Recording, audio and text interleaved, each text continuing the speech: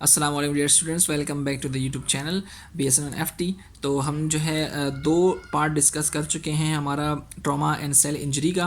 तो ये हमारा जो है थर्ड पार्ट है और लास्ट पार्ट है। ठीक है, इसके अंदर हम बात करेंगे कि सेल डेथ जो है वो कितने टाइप्स की होती है और कैसे कैसे होती है। ठीक है, पैटर्न या टाइप्स ऑफ सेल डेथ क्या होती है कि सेल जो है वो ख़त्म हो जाता है, डेथ हो जाती है और उसको बॉडी से बाहर निकाल दिया जाता है, तो इसको कहते हैं ये सेल डेथ है। ठीक है, अच्छा, दो किस्म की होती है, एक को कहते हैं एपोप्टोसिस, दूसरे को कहते हैं नेक्रोसिस। ठीक है, तो एपोप्टोसिस की बात करते हैं। It is a Greek word means falling apart, यानी कि ग्रीक वर्ड है। नाम याद रखिएगा कि ग्रीक वर्ड है, MCQ के अंदर पूछ सकते हैं, ग्रीक वर्ड है और इसका मतलब होता है फॉलिंग अपार्ट, यानी कि दूर चले जाना।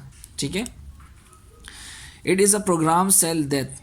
बहुत इंपॉर्टेंट बात है कि ये जो है प्रोग्राम सेल डेथ होती है, यानी पहले से जो है DNA के अंदर ये प्रोग्राम हो चुकी होती है कि ये सेल जो है वो डेथ करेगा। ठीक है, प्रोग्राम सेल डेथ कहते हैं इसको। फिजियोलॉजिकल प्रोसेस होता है। ठीक है, और there are 2 stages of apoptosis. 2 stages हैं एपोप्टोसिस के, एक है डाइंग, दूसरा है एलिमिनेशन।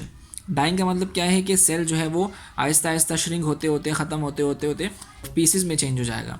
ठीक है, और फिर जो है वो पीसेस जो है वो बॉडी से बाहर निकल जाती हैं। कैसे, आगे बात करते हैं। ठीक है, एपोप्टोसिस की ये स्टेजेस दी हुई हैं, देखिए यहाँ पर नॉर्मल सेल, बिल्कुल नॉर्मल सेल है। ठीक है, यहाँ पे न्यूक्लियस भी है। ठीक है, एक मिनट,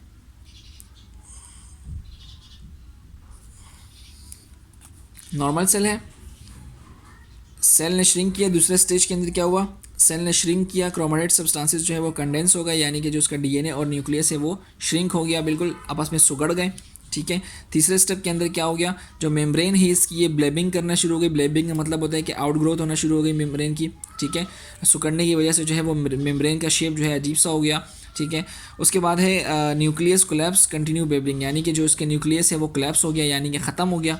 ठीक है, इसके बाद एपोप्टोटिक बॉडी फॉर्मेशन, ये जो है बिल्कुल सेल जो है टुकड़े टुकड़े में चेंज हो गया। ये देखें, ये टुकड़ा अलग, ये अलग, ये अलग। ठीक है, एपोप्टोटिक बॉडी फॉर्मेशन हो गई और एपोप्टोटिक बॉडी फॉर्मेशन के बाद ये lysis of the apoptotic body, यानी कि जो है ये जो सेल था हमारे पास बिल्कुल स्मॉल पीसेस के अंदर चेंज हो गया। तो इसको पूरे साइकिल को कहते हैं ये एपोप्टोसिस है। ये प्रोग्राम सेल डेथ होती है, DNA के अंदर इसका पूरा पहले से मौजूद होता है कि ये वाला सेल जो है ये ब्रेक डाउन में जाएगा। ठीक है, नॉर्मल सेल से गया सेल श्रिंक। ठीक है, श्रिंक होने के बाद ये क्या होगा, मेम्ब्रेन ब्लेबिंग शुरू हो गई, यानी कि इस तरह का जो है स्ट्रक्चर बन गया। फिर उसके बाद जो है और जो है सिकुड़ गया ये, और फिर उसके बाद ब्रेक डाउन हो गई। ब्रेक डाउन के बाद ये पीसेस में चेंज हो गया। अब ये पीसेस में चेंज होने के बाद क्या होगा, जो हमारे नोड्स होते हैं जिसके अंदर जो लिम्फ नोड्स होते हैं वो ब्लड के ज़रिए जो है ये सेल जो है लिम्फ नोड के अंदर जाएंगे और लिम्फ नोड जो है इसको फ़िल्टर आउट करके बॉडी से बाहर निकाल देगा। ठीक है, ये इसकी एलिमिनेशन हो गई। एपोप्टोसिस बहुत इजी है। एपोप्टोसिस के लिए नोट ये है कि ये जो है हार्मफुल प्रोसेस नहीं है, ऑर्गेनिज्म के लिए ये नुकसानदेह नहीं है, क्योंकि प्रोग्राम सेल डेथ होती है तो प्रोग्राम जब पहले से होता है तो कोई भी नुकसान नहीं पहुंचाता ये बॉडी के अंदर। अच्छा, नुकसान नहीं है तो इसकी इंपॉर्टेंस क्या है। ठीक है, इंपॉर्टेंस ये है कि remove excess cell during embryonic life. जब आप एम्ब्रियोनिक लाइफ देखते हैं तो उसके अंदर आपके जो हाथ होता है, छोटे छोटे से हाथ जो होते हैं उसके दरमियान जो है मेम्ब्रेन बनी हुई होती है, झिल्ली बनी हुई होती है। आपने बत्तख की टांगें देखी हैं, उसके दरमियान जैसे पर्दे से बने हुए होते हैं उंगलियों के दरमियान, उस तरह से एम्ब्रियोनिक लाइफ में हाथ के दरमियान जो है छोटे छोटे पर्दे बने होते हैं, स्मॉल स्मॉल बारीक बारीक से। तो एपोप्टोसिस जो है वो क्या करता है, ये जो पर्दे होते हैं ये एपोप्टोसिस के ज़रिए जो है ख़त्म होते जाते हैं और जब बेबी बोर्न होता है तो उसके हाथ जो बिल्कुल खुले हुए होते हैं, कोई पर्दे नहीं होते उसके हाथ के दरमियान। तो एक इम्पॉर्टेंस ये हो गई एपोप्टोसिस की। ठीक है, दूसरी ये है कि elimination of non functional cell. अगर आपकी बॉडी के अंदर कोई भी सेल फंक्शन नहीं कर रहा तो उसको बाहर निकाल देगा, बॉडी उसको बाहर निकाल देगी। कौन से प्रोसेस के ज़रिए, एपोप्टोसिस कर देगी, उसकी डेथ कर देगी सेल की, और वो जो है सेल जो है वो बाहर निकाल देगा, क्योंकि नॉन फंक्शनल काम ही नहीं कर रहा कोई तो उसको बाहर निकाल देगा। तीसरा इसका ये है immunity by eliminating dangerous cell. आपकी बॉडी के अंदर कोई डेंजरस सेल है, ठीक है, कैंसर सेल प्रोड्यूस हो गया मिसाल के तौर पर, तो क्या होगा, बॉडी क्या करेगी, उसको एपोप्टोसिस के ज़रिए जो है वो ख़त्म कर देगी उस सेल को और उसको बाहर निकाल देगी। तो आपकी बॉडी की इम्यूनिटी जो है वो मेंटेन रहेगी। ठीक है, रिड्यूस साइज ऑफ ऑर्गन, यानी कि अगर आपका ऑर्गन जो है बहुत ज़्यादा कोई बड़ा हुआ है तो बॉडी क्या करेगी, एपोप्टोसिस करवाएगी और उस ऑर्गन के साइज़ को कम कर देगी। ठीक है, तो जैसे कि हमने बात कर ली कि एपोप्टोसिस जो है वो बिल्कुल भी हार्मफुल सब्सटेंसेस नहीं है, तो उसके बिल्कुल उलट जो है हमारे पास नेक्रोसिस आता है। नेक्रोसिस का क्या होता है, दोनों के अंदर सेल डेथ हो रही है, लेकिन एपोप्टोसिस के अंदर अनवांटेड सेल्स की एलिमिनेशन हो रही है। अनवांटेड सेल यानी कि जो सेल हमारे किसी काम के नहीं है उनको ख़त्म किया जा रहा है, ठीक है। और नेक्रोसिस के अंदर जो सेल हमारे काम के हैं उनको ख़त्म किया जा रहा होता है, तो उसको कहते हैं ये नेक्रोसिस है। अच्छा, अब ये सेल बना हुआ है, मैंने पहले ये देख लें, फिर उसके बाद उसकी तरफ बढ़ते हैं डेफिनेशन की तरफ। ये सेल है हमारे पास, सेल के अंदर आपको ये एंडोप्लाज्मिक रेटिकुलम नज़र आ रहा है, ये माइटोकॉन्ड्रिया है, ये जो है डेंस ये न्यूक्लियस है, और ये जो आपको स्मॉल स्ट्रक्चर नज़र आ रहे हैं छोटे छोटे, इसको कहते हैं गोल्जी बॉडीज़। गोल्जी बॉडीज़ क्या करती हैं, गोल्जी बॉडीज़ के अंदर से एक एंजाइम रिलीज़ होता है लाइजोजाइम, ठीक है, नाम याद रखिएगा। गोल्जी बॉडीज़ के अंदर से एक एंजाइम रिलीज़ होता है लाइजोजाइम। लाइजोजाइम क्या करता है, साइटोप्लाज्म के अंदर जाके, लाइजोजाइम यहाँ से निकल के सेल के अंदर यानी साइटोप्लाज्म के अंदर जाकर साइटोप्लाज्म की जितनी भी चीज़ें हैं उनको ख़त्म कर देता है। माइटोकॉन्ड्रिया को ख़त्म कर दिया, न्यूक्लियस को ख़त्म कर दिया, एंडोप्लाज्मिक रेटिकुलम को ख़त्म कर दिया। तो लाइसोजाइम की वजह से अगर सेल के अंदर सारी चीज़ें ख़त्म हो गई तो इसका मतलब क्या है, सेल जो है वो किसी काम का नहीं है और सेल जो है वो डेथ की तरफ चले जाएगा, सेल जो है वो डेथ हो जाएगा। समझ आ गई बात? चले, it is a cell death observe in injury and disease. Injury और डिजीज़ की वजह से जो है वो सेल डेथ हो जाए, इसको कहते हैं necrosis. It occurs when lysosomal enzyme enter the cytoplasm causing auto digestion of the cell. कैसे, मैंने आपको समझा दिया, गोल्जी बॉडीज से निकलेगा लाइसोजाइम, लाइसोजाइम जो है ना साइटोप्लाज्म के अंदर एंटर हो जाएगा और क्या करेगा, ऑटो डाइजेशन यानी कि सब कुछ डाइजेस्ट करके सेल को डेथ कर देगा, ठीक है। अच्छा, it is unregulated cell death and opposite of apoptosis. Opposite of apoptosis क्यों है, क्योंकि एपोप्टोसिस जो है वो रेगुलेटेड है, यानी कि हमारा जो है बॉडी इसको कंट्रोल कर रही है, और ये जो है नेक्रोसिस इसको हमारी बॉडी कंट्रोल नहीं कर रही, बल्कि ये डिजीज़ या इंजरी की वजह से जो है सेल डेथ हो जाती है। नेक्रोसिस के जो है 3 स्टेजेस हैं, ठीक है। पहले स्टेज में क्या होता है, दूसरे में क्या होता है, तीसरे में क्या होता है, आपको 1 बाय 1 करके समझाते हैं। नॉर्मल ये आपको नज़र आ रहा है, नॉर्मल है, ठीक है। पहला स्टेज का नाम है पाइक्नोसिस। पाइक्नोसिस के अंदर जो है आपका न्यूक्लियस कंडेंस हो जाता है, यानी कि अगर न्यूक्लियस पहले इतना था नॉर्मल सेल के अंदर, तो पाइक्नोसिस के अंदर सिकुड़ जाएगा, इतना हो जाएगा, ठीक है। ये देखें, condensation and shrinking of nucleus. अच्छा, दूसरे स्टेज के अंदर जो है वो कैरियोरेक्सिस हो जाएगा। कैरियोरेक्सिस का मतलब क्या है कि फ्रेगमेंटेशन ऑफ न्यूक्लियस। न्यूक्लियस जो है आपका छोटे छोटे फ्रेगमेंट्स में, छोटे छोटे हिस्सों में चेंज हो जाएगा, छोटे छोटे हिस्सों में ब्रेक हो जाएगा, ठीक है, fragmentation of nucleus. Third stage के अंदर है कैरियोलाइसिस, ठीक है। कैरियोलाइसिस का मतलब ये है कि dissolution of nucleus dissolution of nucleus यानी जो आपका न्यूक्लियस था वो डिसॉल्व हो गया, ख़त्म हो गया, ठीक है। डिसोल्यूशन ऑफ न्यूक्लियस ख़त्म कैसे हो गया, डीएनएस की वजह से। हमने पिछली वीडियोस के अंदर बात करी कि अगर हम एंजाइम का नाम लेते हैं तो एंजाइम का नाम उस हिसाब से लेते हैं कि जिस चीज़ पर वो एक्ट कर रहा होता है। डीएनए के ऊपर एक्ट कर रहा है तो ASE लगा दिया, डीएनएज, यानी कि एंजाइम का नाम डीएनएज है, ये डीएनएज को ख़त्म करेगा। तो डीएनएज को ख़त्म करने वाला एंजाइम उसने क्या किया, न्यूक्लियस को जो है वो डिसॉल्व कर दिया, ठीक है जी। स्टेजेस समझ आ गई। स्टेजेस के अंदर पाइक्नोसिस के अंदर क्या होगा, कंडेंसेशन हो जाएगी, कैरियोलेक्सिस के अंदर क्या होगा, फ्रेगमेंटेशन हो जाएगी, और कैरियोलाइसिस के अंदर क्या होगा, जो आपका न्यूक्लियस है वो डिसॉल्व हो जाएगा। अब बात करते हैं कि टाइप्स ऑफ नेक्रोसिस की। नेक्रोसिस की जो है वो बेसिकली 4 टाइप्स हैं, ठीक है। कौन कौन सी टाइप्स है, कोगुलेशन, लिक्विफेक्शन, केशियस, और एक और है फैट नेक्रोसिस, ठीक है। 1 बाय 1 करके इनकी बात करते हैं टाइप्स ऑफ नेक्रोसिस की। सबसे पहले टाइप्स ऑफ नेक्रोसिस के अंदर आता है कोगुलेशन। कोगुलेशन का मतलब सिंपली आप याद रखें, इसका मतलब होता है क्लॉट होना, ठीक है। क्लॉट होना कोगुलेशन कहलाता है। It occurs when blood flows to the cell stops और स्लो। ये कब होता है, जब ब्लड फ्लो जो है सेल्स की तरफ या रुक जाए या स्लो हो जाए, तो उसको कहते हैं ये कोगुलेशन है, ठीक है। जब आपको पता है कि ब्लड फ्लो जब रुक जाएगा तो न्यूट्रिएंट्स आगे नहीं पहुंचेंगे सेल के पास, जब सेल के पास नहीं पहुंचेंगे तो सेल अपना काम नहीं कर सकेगा, सेल अपना काम नहीं कर सकेगा तो सेल डेथ की तरफ चले जाएगा, स्टॉप्स हो जाएगा बिल्कुल ब्लड फ्लो, या जो है स्लो हो जाएगा, ठीक है। जब स्टॉप हो जाएगा या स्लो हो जाएगा इसको कहते हैं इस्कीमिया। इस्कीमिया हमने बात की थी पिछली वीडियो के अंदर कि ऐसी चीज़ होती है कि ऐसी रुकावटें होती हैं जिसकी वजह से ब्लड फ्लो कम हो जाता है, तो उसको कहते हैं इस्कीमिया। इट में अगर anywhere in the body except brain, ठीक है। नाम याद रखिएगा, अपना ये सेंटेंस याद रखिएगा, वाइवा के लिए ज़रूरी है कि कोगुलेशन नेक्रोसिस जो है वो ब्रेन के अलावा पूरी बॉडी के अंदर कहीं भी हो सकती है, ठीक है। क्या होता है इसके अंदर, सेल जो है वो become dry, hard and white. Cell जो है वो जहाँ पर कोगुलेशन नेक्रोसिस हो गई वहाँ के सेल्स जो है वो ड्राई हो जाएंगे, सूख जाएंगे, हार्ड हो जाएंगे, बिल्कुल सख्त हो जाएंगे और वाइट वाइट जो है वो बन जाएंगे।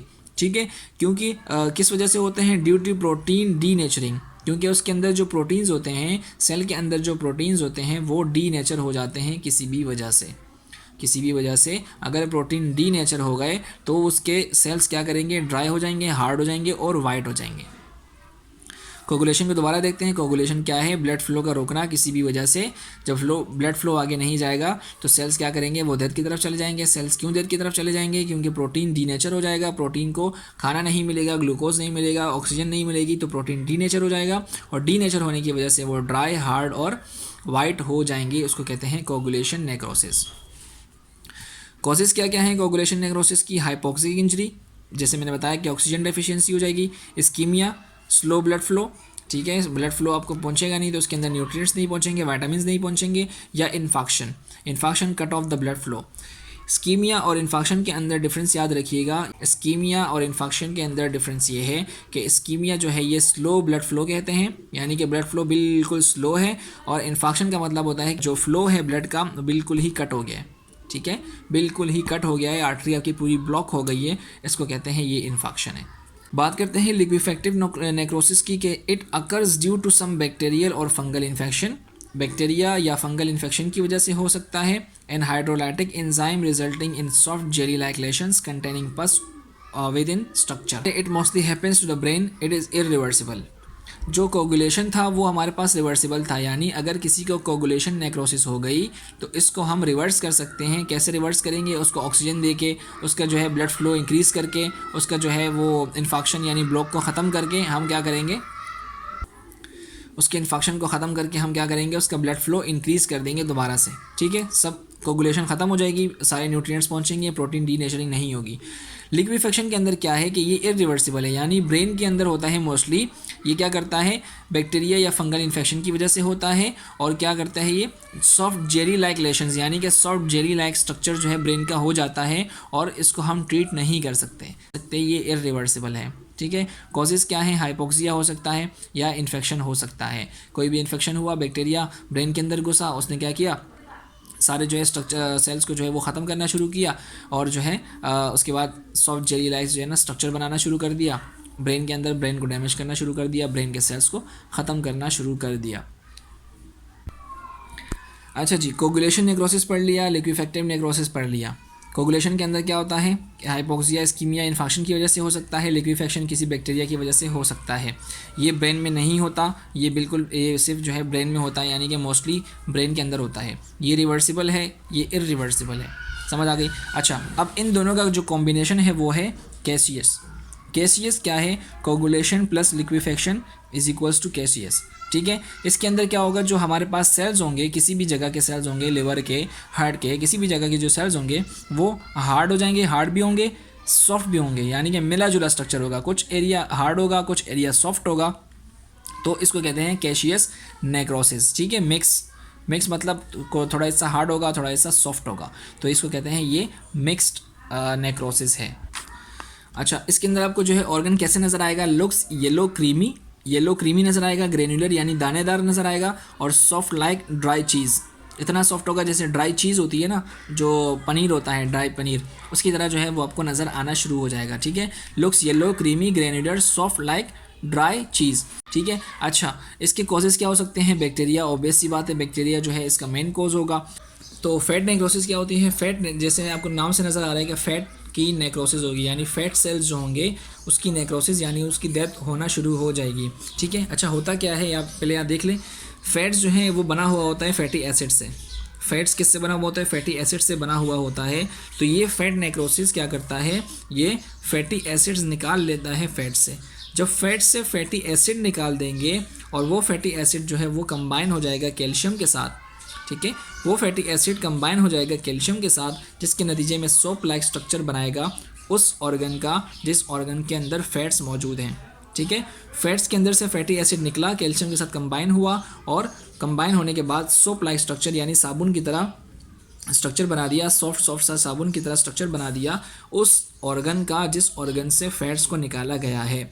जैसे आप मिसाल के तौर पर पेनक्रियाज दिया हुआ है, पेनक्रियाज के अंदर जो है वो फैट नेक्रोसिस होती है, पेनक्रियाज के अंदर जो है वो क्या होती है, फैट नेक्रोसिस होती है। होता क्या है, it is due to digestive enzyme act upon fat. Digestive enzyme वो एंजाइम होते हैं जो कि चीज़ों को ब्रेक डाउन कर देते हैं और ख़त्म कर देते हैं, तो उसको कहते हैं डाइजेस्टिव एंजाइम। जैसे कि मिसाल के तौर पर लाइसोसाइम, लाइसोसाइम जो है वो डाइजेस्टिव एंजाइम के तौर पर काम करता है। Fats release fatty acid, fat जो है वो फैटी एसिड रिलीज करते हैं जो कंबाइन होता है कैल्शियम के साथ to make soap like structure, ठीक है। और ये किस चीज़ को इफेक्ट करता है, स्पेसिफिकली एडिपोज टिश्यूज़ को, यानी कि पेनक्रियाज को जो है वो इफेक्ट करता है फैट नेक्रोसिस। तो स्टूडेंट्स, अगर हम आखिर में इसको समराइज़ करें तो हमारे पास जो है नेक्रोसिस की 4 टाइप्स होती हैं। एक का नाम कोगुलेशन, दूसरा है लिक्विफेक्टिव, तीसरा है कैशियस और चौथा है फैट नेक्रोसिस। कोगुलेशन के अंदर जो है ब्लड क्लॉट हो जाएगा, ठीक है, स्लो हो जाएगी उसकी फ्लो। अच्छा, लिक्विफेक्टिव के अंदर जो है वो ब्रेन को जो है वो हार्म करेगा, ब्रेन को नुकसान पहुंचाएगा और उसके जो है वो सॉफ्ट लाइक स्ट्रक्चर बना देगा, ठीक है, उसके ब्रेन की जो सेल्स होते हैं उनको डेथ कर देगा। कैशियस जो है वो दोनों हो जाएंगे, यानी कि उसके अंदर हार्ड स्ट्रक्चर भी बनेगा और सॉफ्ट स्ट्रक्चर भी बनेगा डेथ होने के बाद, ठीक है, सेल की डेथ होने के बाद दोनों हार्ड और सॉफ्ट जो है मिक्स बनेंगे। और जो लास्ट हमारे पास फैट नेक्रोसिस, वो जो है स्पेशली फैट सेल पर एक्ट करता है, फैट सेल यानी ब्रेस्ट सेल्स और पेनक्रियाज वगैरह, ठीक है जी। तो उम्मीद करता हूँ यहाँ तक बात समझ आ गई होगी आपको। तो अपना ख्याल रखें। यहाँ पर हमारा पैथोफिजियोलॉजी का ट्रॉमा एंड सेल इंजरी जो है वो ख़त्म हो गया। इसके बाद इंशाल्लाह और वीडियोस की तरफ चलेंगे। तब तक अपना ख्याल रखें और दुआ में याद रखें। अल्लाह हाफिज़।